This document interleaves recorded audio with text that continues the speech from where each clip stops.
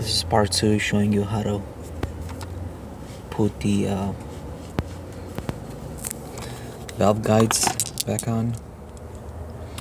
Right here I have 3 of them. This is the original, made in Germany. That's the part number. Okay, this is the original. This one I grind. As you can see right here, the end of these is a little bit I forgot what they call that word, but anyways, it's cut sideways a little bit so it can slide into there. So what I did is I grinded this, then which I grinded this one right here. See, I grinded it, then what I did is I drilled it, and when I drilled this I used a bit that I use. It's a 1332.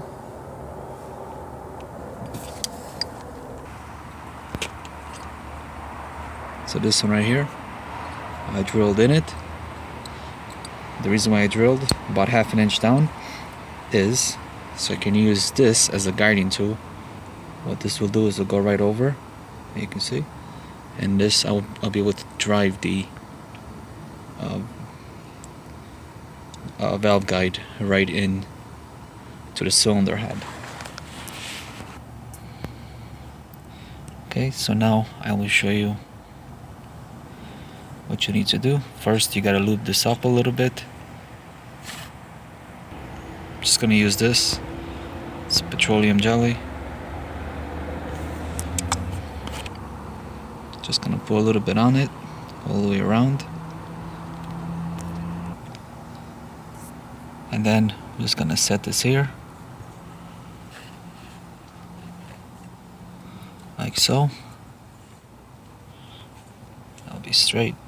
Then we're gonna put the one that I made as the guide. You could probably get away if you put a piece of aluminum, but this will actually stays right on top of it, and it won't mushroom up the tip of the valve guide. Okay, so now we're gonna use actually let's back it up so you can see. 20-ton hydraulic press.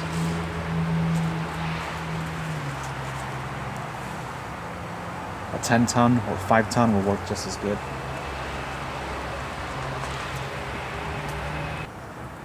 So now we're just gonna lower the press down so it touches the tip of the valve guide. Now, sometimes it will move. That's because my jack isn't properly,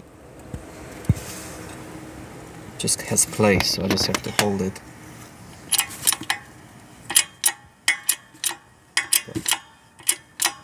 So now it's pushing it down. Here it makes a little noise.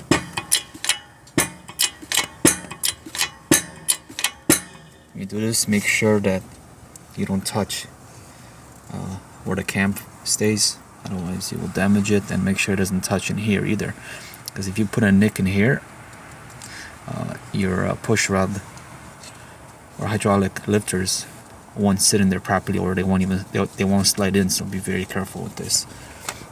So now we're going to drive this down till it goes all the way in, so it bottoms out, I should say.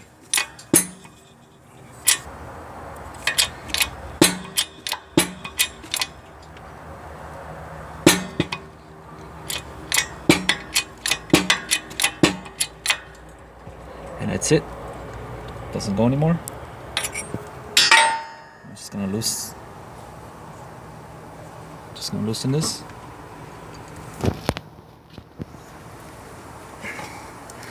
Pull this out. I'm just gonna take this out. There's just no room. Take this out. Oops. And now you can see it's completely bottomed out. Didn't do any damage. Now I'm going to try and put a valve in. and see how that works. So this is the exhaust valve. This is the exhaust, this is the intake. It's always the exhaust is the smaller one and the intake's the bigger one. This just needs more here. So I'm just gonna, actually here I'll put this on the, where it's supposed to go. So now it still has play a little bit because the valve is a little bit worn out, but nothing compared before. Before I had play like massively. Now it's barely got play. But you can see none of them get stuck.